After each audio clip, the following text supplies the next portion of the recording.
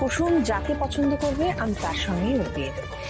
না না না, এটা হতে পারে না। কিছু একটা ভুল বোঝাবুঝি হচ্ছে। কর্তামা তো দেখেছেন কুসুম আর আয়ুষ বাবার বিয়ে হয়ে গেছে। কর্তামা, আপনি তো জানেন গণবিবাহের আসলে কুসুমের।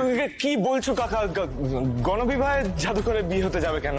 হ্যাঁ, আর কুসুম তো আমাদের পরিবারেরই একজন, তাই না? কুসুমের বিয়ে তো আমরা বাড়ির সবাই মিলে ধুমধাম করে দেব।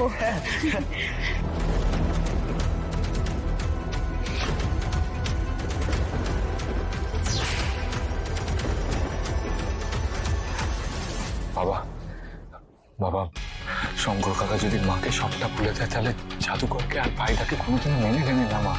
যে করে হোক শঙ্কর কাকাকে আটকাতে হবে। তার মানে ঈশান বাবা, অনুশ্রী সবাই আমাকে মিথ্যে বলল।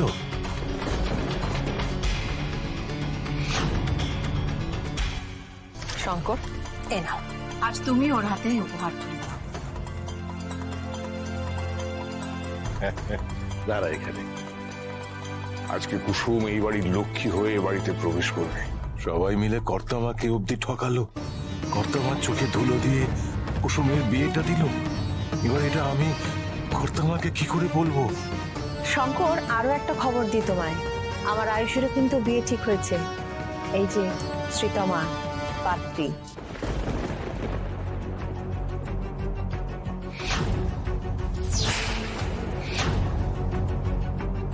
যদিও আমরা সবাই এখন আয়ুষের উত্তরের অপেক্ষায় বসে আছি, তবে আমি জানি আমার পছন্দ আমার ছেলের অপছন্দ হবে না। কি আয়ুষ? শ্রীতমাকেই ও বিয়ে করবে।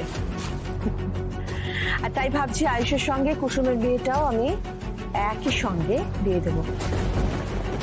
আগামী সপ্তাহে আয়ুষ আর শ্রীতমার এনগেজমেন্ট, আর আগামী মাসে বিয়ে। আন্টি, এটা তো খুব ভালো আইডিয়া। ইনফ্যাক্ট একই দিনে বিয়ে হলে আনন্দও ডাবল হবে, কি তাই না কুসুম?